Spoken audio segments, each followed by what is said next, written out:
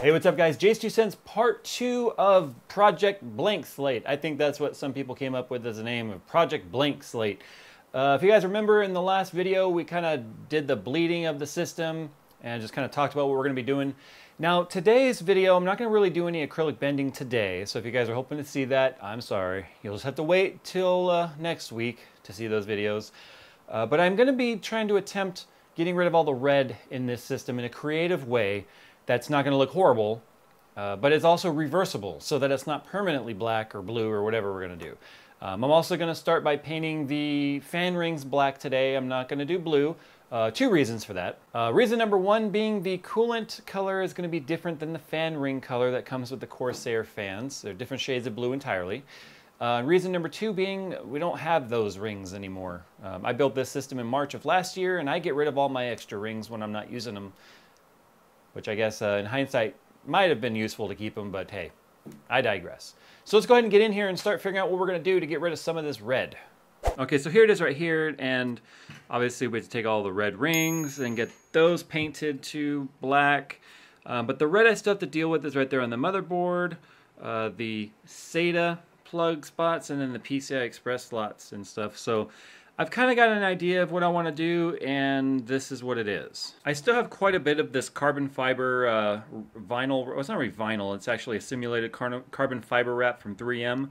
So I'm thinking I'm going to incorporate that into there as much as I can to try and get rid of some of that red. So I'm going to take the graphics cards back out and start brainstorming on that. But first I'm going to paint the rings so those can dry while I'm doing all of that.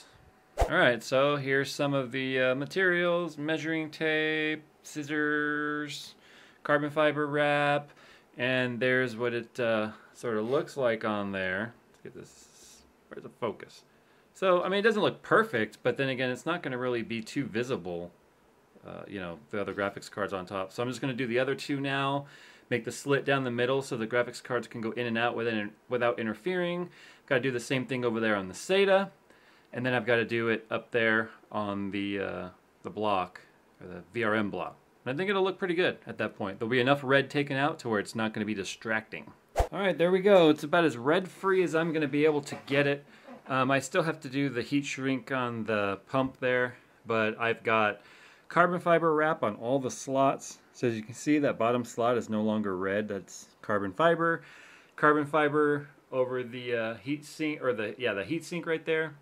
I just moved the RAM from the black channels to the red channels, so as you can see there's still a little red there, but I'm just going to leave it the way it is. And it's not perfect by any means. The one on the heatsink I'm not a huge fan of, but it's better than painting it. And I think it actually turned out pretty good. This whole system is really starting to look sleek, and I think once the blue is in there it's going to look really, really good. So yeah, it's starting to really come together. Alright, since I was at it, making all the colors match, I can't do anything about the copper blocks. I went with copper instead of nickel when I did this system because these blocks were during the era when EK was having its nickel plating issues of flaking. So I didn't want any chances of that in a customer build, so I went with nickel blocks, so I can't, or copper blocks. So I can't do anything about the copper. I don't want to paint it, I don't want to stick anything to it. I'm getting texted like crazy right now. But I also took care of the power supply while I was at it. Some guys said, the power supply sticks out like a sore thumb now. And I still have to heat shrink that, obviously. But now the power supply, as you can see, is kind of blacked out with the carbon fiber 3M Dynoc. And the red is really starting to get out of the system nicely. So I think what I'm going to do next is I'm going to go ahead and carbon fiber the pump while I'm at it. Might as well. I mean, shoot. I'm not going to be doing any bending tonight, so it'll be easy enough.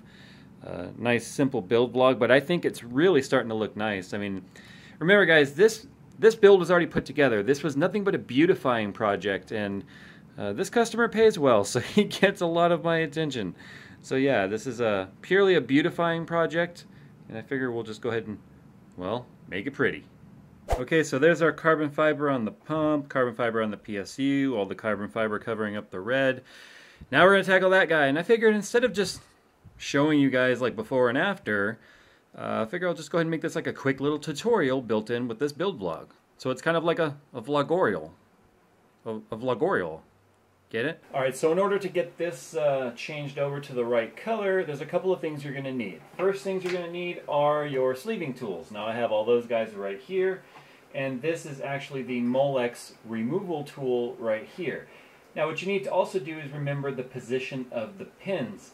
So you've got red, which is your 12 volt on the outside, and you have got your black, which is your ground, next to that. But you need to remember the orientation. So the way I'm going to remember this pretty much is just that if I have the flat side down, it goes red then black.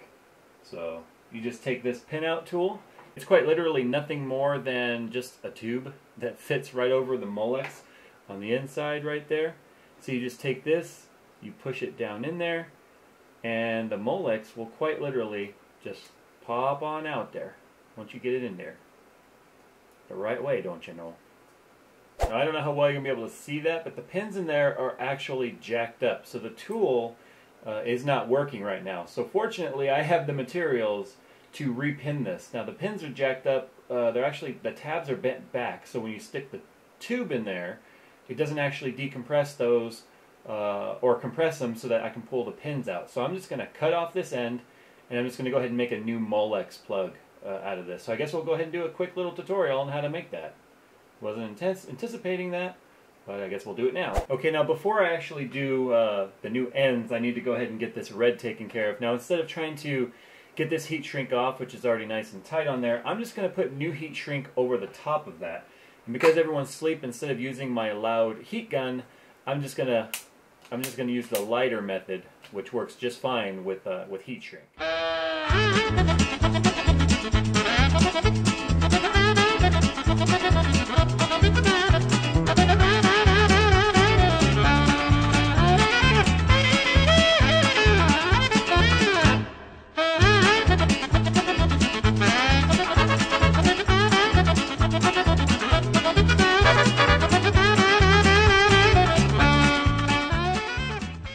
So here we go.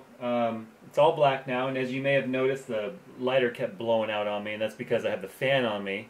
It's way too hot to turn it off, so I just dealt with it. But there, now we no longer have any red heat shrink tubing on there, so let's go ahead and get this pinned out and fixed. Alright, so first things first is you need to take a piece of your heat shrink tube and push it up out of the way, because if you put the end on first, you won't be able to actually get your heat shrink tube on.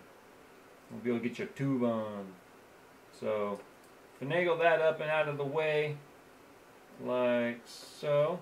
That one's really tight. I went with a fatter tube down here because I was going over the top of the red tube, so I had to use a fatter one. But anyway, that one's up and out of the way. You're going to have a set of tools. You need to have the end here for the Molex. I've actually got it off camera. So there it is right there. And you've got to have two of the specific pins for the female side. They're different pins for male and female. So you got to break off a couple of those. We're going to need two of them. And just kind of work that back and forth. And remember, like I said, you need to pay attention to the pin out. So for me, if I face this flat side down, red is on the left and black is on the right. Now you've got to prepare your wire here. So you need to strip off about, I don't know, 1/4 of an inch per side. Okay, twist that up. That way it's all nice and tight.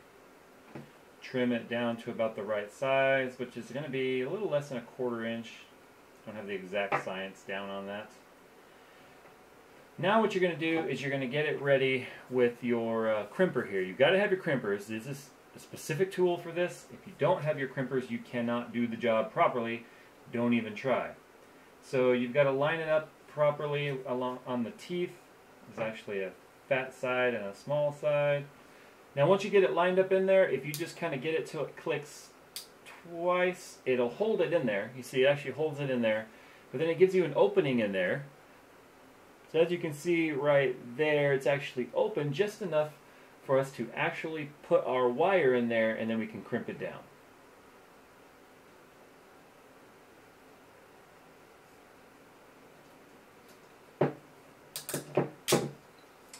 And just like that, there is our ground perfectly on there. Hopefully it's in focus.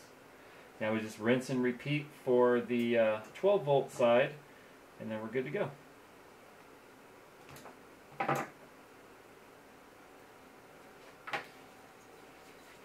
So as I said, get a lighter that has some butane left in it, and crimp her down. I'll shrink her down. As you can see, my fan is blowing it out again.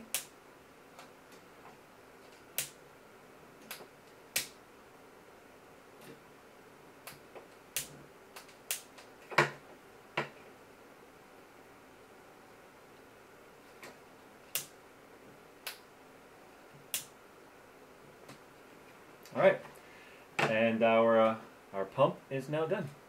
I hope you guys have enjoyed today's lesson. Use it properly. Do it good. Alright, so here's the black rings right here. Just, well, painted black. It's actually painted.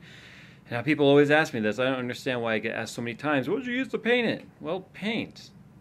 I mean, technically this is black primer. But any paint will do, guys. It's plastic. It's a rough finish. Everything will stick to it. But I gotta ask myself, I don't understand why Corsair never included black. White over black never made sense. I mean, it's such a staple color. So many things would need black. And why they never included it is just beyond me. I mean, there's a black one right there, as you can see. And I think it looks great, you know, in a build like this. If you were doing some kind of a stealth build, what good is white, red, or blue gonna do you? So anyway, there's our black rings. We'll get those installed, get them in the bottom rad. And then I think we're going to be done for tonight. I might just do the tube that goes across from the top of the reservoir to the radiator, and then we'll call it done for the day. I just want to point out one other reason why I went with primer on the fans instead of paint. As you can see, because the fans are plastic, the primer's texture and color matched a little better than black paint would have. In fact, you can kind of see you have sort of a hard time figuring out where the actual ring starts and stops, which is exactly what we wanted. Oh, and also, too, some people here may be saying, why are you using AF fans on a radiator, stupid? Well, we have already gone over this. They're going to make very little difference in this case, especially with these radiators and the split fins. Very low restriction. But, yeah, go ahead and keep the AF versus SP battle going, guys. I'll eat my popcorn while you guys argue over it. Alright, we're done for the night. I ended up not doing the top tube up there. I'm just going to save all that for another day when I do all of the other tubing. So if you guys are looking forward to that, sorry. I also am going to make the same rings out of carbon fiber for those fans and the center portion of that fan, just like I did for Skunkworks. That way it's just a little bit more stealthy. And that's pretty much where we're going to leave it for today. So as you can see, our goal was to get rid of as much of the red as we could. And I think compared to when we started, we did a pretty damn good job. One of the things I hate most about doing this, obviously, is the mess. I mean, I've got tools everywhere, I've got trash everywhere, I've got all this stuff under here to deal with, got all that crap to deal with. I'm kind of a messy builder. So, anyway guys, thanks for hanging out today. Hope you like part 2 of Project Blank Slate, or Overhaulin, PC Overhaulin, Water Cooler Overhaulin, whatever we're going to call it. I'm gonna get the heck on out of here, guys. And as always, see you in the next one.